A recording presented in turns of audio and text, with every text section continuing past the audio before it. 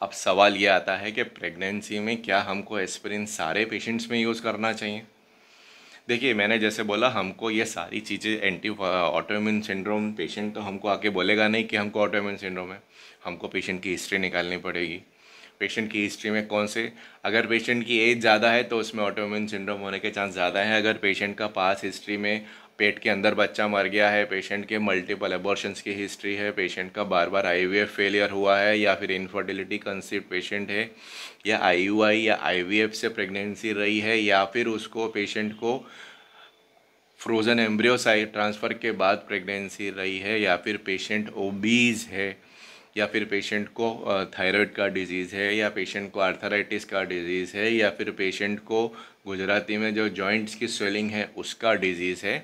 तो ये सारे अगर रिस्क फैक्टर्स हैं, या फिर पेशेंट को पास हिस्ट्री प्रीवियस प्रेगनेंसी में ब्लड प्रेशर बढ़ा था, कन्वल